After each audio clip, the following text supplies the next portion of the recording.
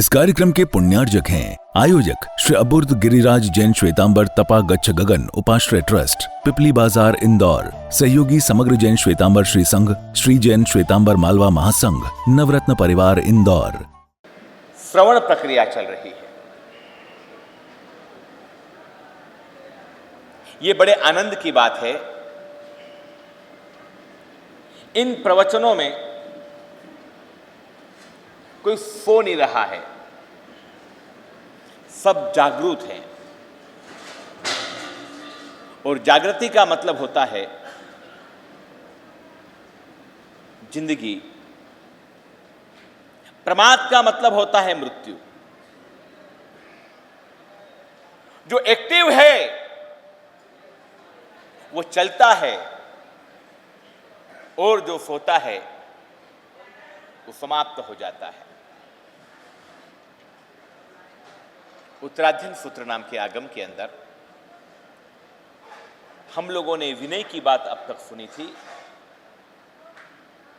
विनय के बाद अब करना क्या है? गुरु का सानिध्य वही प्राप्त कर सकता है जिसके अंदर समर्पण का भाव हो। पत्नी के पास बैठने की इच्छा होती है, बेटे से मिलने की इच्छा होती है, आपके बड़े उद्योगपति दोस्त के साथ टाइम पास करने की इच्छा होती है। जिंदगी में कभी यह सोचा कि नहीं सोचा कि गुरुजी आपके पास बैठना है, थोड़ी देर आपके पास सानिध्य प्राप्त करना है। संसर्ग को उच्च मानो। संसर्ग से व्यक्ति महान बनता है, अच्छे संपर्क से व्यक्ति महान बनता है। आप सब सामायिक कर रहे हो। अभी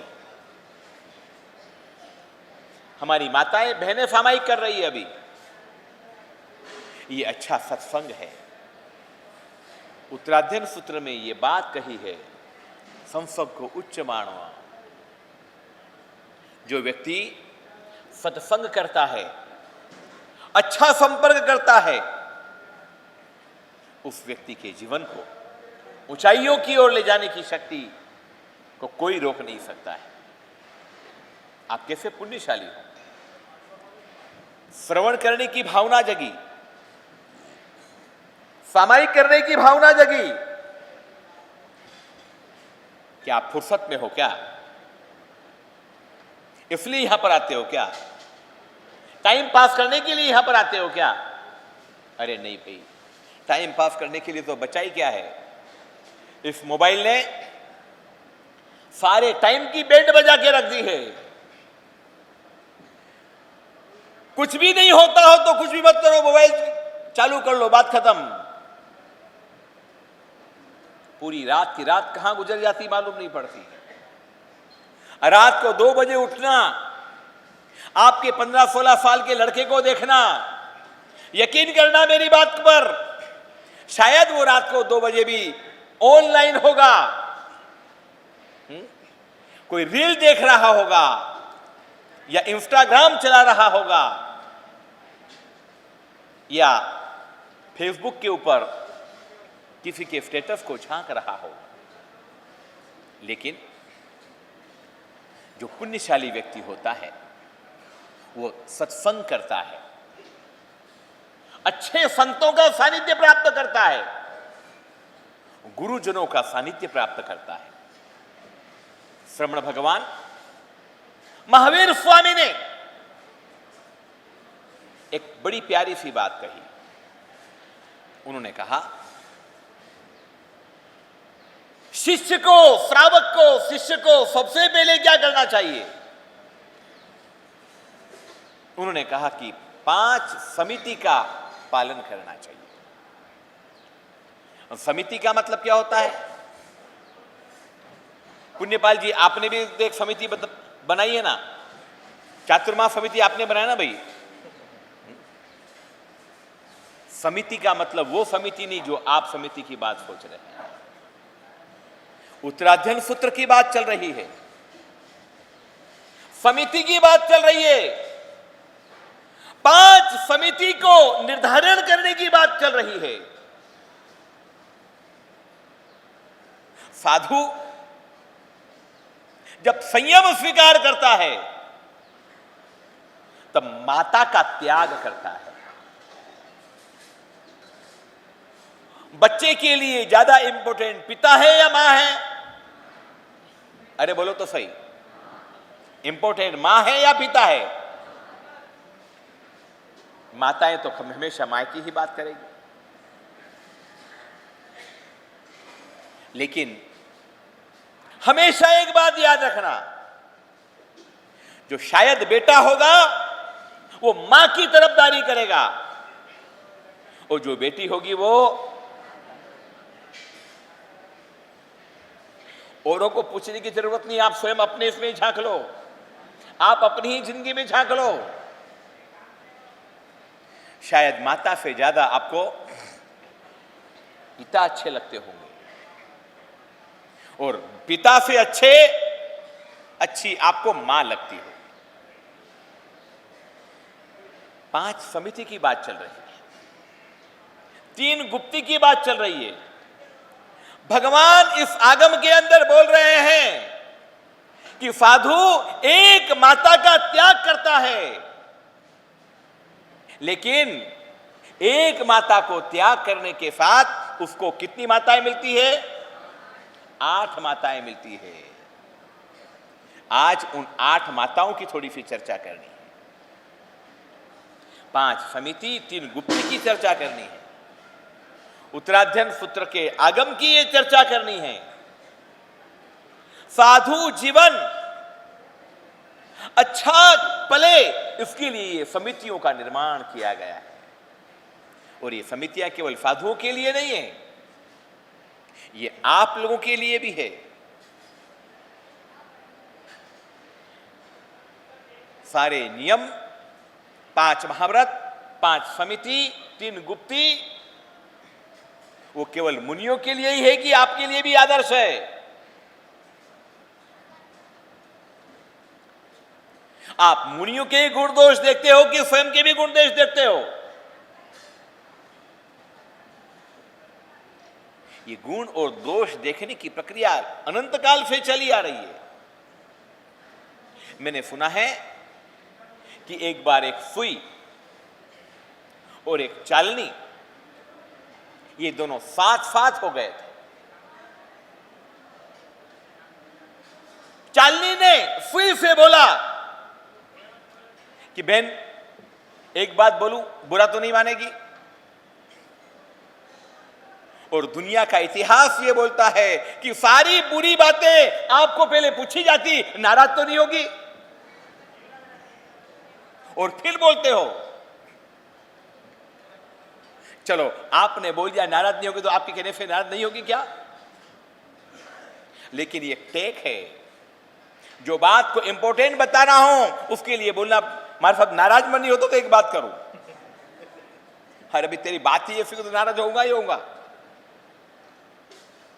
सुई और चलनी में बात चली। चलनी ने कहा कि एक बात बोलूं, नाराज तो नहीं होगी? बोले बोल। और दुनिया में आज दिन तक किसी ने ये नहीं बोला कि नहीं मैं नाराज हो जाऊंगा, तू मत बोल। कभी किसी ने बोला क्या? हाजी, किसी ने मुझे बोला कि साहब अब नाराज नहीं होता तो एक बात करूं, तो मैं कभी बोलूंगा कि हाँ मैं नाराज हो जाऊंगा, तू बात मत कर? सुई ने बोला कि बोल बोल।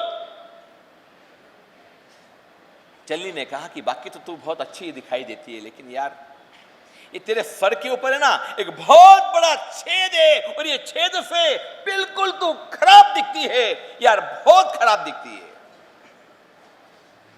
सुई ने नम्रता से कहा कि बहन बिल्कुल ठीक बोल रही है, मेरे शरीर में तो अरे एक छेद है यार। बहना तू अपनी ओर तो झांक कभी, तेरे तो पूरे शरीर में ही क्या है? छेद ही छेद है। आप क्या करते हो? महाराज साहब जी ने दंडासन लिया कि नहीं लिया वो देखते हो? महाराज साहब मोमबत्ती का उपयोग रखते कि नहीं रखते वो देखते हो। आप यकीन करो,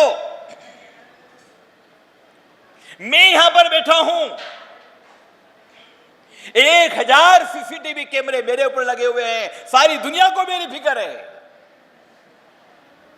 मैं इंदौर में यहां पर आपके यहां चतुर्मास बैठा हूं, लेकिन सारी दुनिया के लोग मेरे ऊपर निगाह रखे हुए हैं। कितने लोग आए, पब्लिक के आई, महाराज के पास कौन आया, वहां पर ऐसा चल रहा है, वहां पर ऐसा चल रहा है, वहां पर ऐसा चल रहा है। मेरा ध्यान रखने वाले, अरे मेरे ऊपर निगाह रखने वाले इतने सारे लोग हैं, ये मेरा कितना सौभाग्य है साहब। शास्त्र बोल रहा है कि 5 समिति 3 गुप्ती, और पहले नंबर की समिति का नाम क्या है? पहले नंबर की समिति का नाम है इरिया समिति। देख करके चलो, ये आपके लिए है या हमारे लिए? बोलो, ये चीज हमारे लिए है या आपके लिए? बोलो, ये हम सबके लिए। इरिया समिति, इरिया का मतलब होता है चलने की क्रिया को सावधानी के साथ देखना, निहारना, सावधानी के साथ चलना। मोबाइल के इस युग के अंदर 50% एक्सीडेंट अगर होते हैं तो इसकी वजह क्या होती है? ये मोबाइल होते हैं। कई लोग ट्रेन के अंदर कट जाते हैं, गाने सुनने के अंदर व्यस्त, और गाने सुनने के अंदर व्यस्त होने के साथ उनको सीटी नहीं सुनाई देती, उनको हॉर्न नहीं सुनाई देता। इसलिए ये बोला है कि हे आत्मन, तू इरिया समिति का ध्यान रख, देख करके चल, होश में चल, बेहोशी में मत चल। मैं कितने ही लोगों को देखता हूं जो बेहोशी में चलते हैं, ख्वाबों में चलते हैं, कल्पनाओं में चलते हैं, उन्हें पता नहीं मैं क्या कर रहा हूं, चले जा रहे हैं। जैसे कि किसी के साथ आपका विवाद हुआ, झगड़ा हुआ, आप गुस्से में हैं, आप जा रहे हैं, मन वहीं के वहीं है, कल्पनाएं वहीं की वहीं है, मार डालूंगा साले को, ये कर दूंगा, ऐसी की तैसी कर दूंगा, मैं ये कर दूंगा, मैं वो कर दूंगा। आपको पता ही नहीं, आप चले जा रहे हैं और आपका मन दौड़े जा रहा है। उत्तराधन सूत्र नाम का आगम बोल रहा है, शांत बन, शांत बन, देख करके चल, होश में चल, बेहोशी में मत चल। इस दुनिया की सबसे बड़ी समस्या बेहोशी है। यहां पर जितने लोग बैठे हुए हैं, हो सकता है कि इनमें से कई लोग बेहोश हो, और बेहोशी का मतलब अचेतन अवस्था नहीं होता। बेहोशी का मतलब विवेक दशा का अभाव होता है। आप बैठे हैं यहां पर, चिंता स्कूल की चल रही है, मैं यहां पर बैठी हूं, 10 बजे का टाइम था स्कूल जाने का, बेटा स्कूल गया होगा या नहीं होगा, आप यहां बैठे बैठे फिक्र कर रहे हैं। आप यहां पर बैठे हैं, सामायिक कर रहे हैं, प्रवचन सुन रहे हैं, लेकिन आपका ध्यान कहां पर है? बोलो। आज 11 बजे मेहमान आने वाले थे, आज 11 बजे मेरी मां आने वाली थी, आज 11 बजे का टाइम है वहां पर जाने का, कहीं लेट तो नहीं हो गया? जैन शास्त्र बोलता है कि यह बेहोशी है, यह होश रहित की अवस्था है। इरिया समिति का मतलब होता है सावधानी के साथ चलना। इरिया समिति का मतलब होता है सावधानी के साथ भ्रमण करना, देख करके चलना, निहार करके चलना, जीव की रक्षा करते हुए चलना। कई लोग चलते हैं, गड्ढे में पैर लग जाते हैं, कई लोग चलते हैं, पैर गंदगी से युक्त हो जाते हैं। इसका एक ही कारण होता है, और उस कारण का नाम होता है असावधानी। दूसरे नंबर की समिति क्या है? भाषा समिति। इस संसार के सबसे अनर्थ का कारण कोई अगर कोई है तो इस समिति का उपयोग न होना है। कैसे बोलना, कब बोलना, कहां बोलना, कितना बोलना। आपको बोलना सिखाया जाता है या चुप रहना सिखाया जाता है? सारी दुनिया की माताएं अपने बेटे को क्या सिखाती है बोलो? बोलना सिखाती है। अरे कभी चुप रहना सिखाया कि नहीं सिखाया? ये उत्तरार्जुन पुत्र बोल रहा है कि भी चुप रहना भी सीखो। बोलते बहुत हो, ज्यादा ही बोलते हो। आप सुनते हो या ज्यादा बोलते हो? ये तो धन्य हो कि अभी आप 1-1.5 घंटा शांति से सुन रहे हो। इन माताओं को धन्यवाद है कि 1.5 घंटे का कैसे ये मौन रह पाती है। सलाम है आप लोगों को, रियली बता रहा हूं। 5 मिनट भी चुप रहना बड़ा मुश्किल होता है साहब। ये भाषा समिति का मतलब होता है कि विवेकपूर्ण बोलना, गुस्से में नहीं बोलना, क्रोध में नहीं बोलना, अनर्थ में नहीं बोलना, जितना हो उसको बढ़ा चढ़ा करके नहीं बोलना। एक व्यक्ति की एक आदत होती है, बातों में मिर्च मसाला डाल करके बोले। भैया आप क्या करते हो? हम लोग क्या करते हैं? कितना बोलते हैं, कैसा बोलते हैं? भाषा समिति नाम का है दूसरा, ये आगम का वचन है। भाषा समिति का निर्माण करो, भाषा समिति का उपयोग करो, अन्यथा मत बोलो, असत्य वचन मत बोलो, किसी को हानि पहुंचे ऐसा मत बोलो, किसी को ठेस लगे ऐसा मत पहुंचो बोलो। साहब सारा खेल ये जुबान का है, सारा खेल ये बोली का है। अगर आपने मीठा बोला, व्यक्ति आपका अपना हो जाएगा। आपने कड़वा बोला, आपका अपना व्यक्ति पराया हो जाएगा।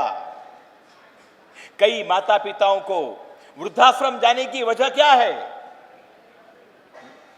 अकेले बेटों पर मत चिढ़ो, अकेले बेटों की गलतियां मत निकालो, कभी अपने स्वयं में भी झांको। आपकी बोली कितनी खतरनाक है इसको समझो। अरे साहब आपकी जुबान नहीं है, आपकी केंची है। आप जब बोलने के लिए बैठते हो तब आपको ये होश नहीं रहता है कि मैं क्या बोलता हूं। ये आगम शास्त्र बोल रहा है, सावधान बनो, एकदम अलर्ट हो जाओ, अन्यथा मत बोलो। भाषा समिति का उपयोग करो। इस कार्यक्रम के पुण्यार्जक थे आयोजक श्री अबुर्द गिरिराज जैन श्वेतांबर तपा गच्छ गगन उपाश्रय ट्रस्ट, पिपली बाजार इंदौर। सहयोगी समग्र जैन श्वेतांबर श्री संघ, श्री जैन श्वेतांबर मालवा महासंघ, नवरत्न परिवार इंदौर।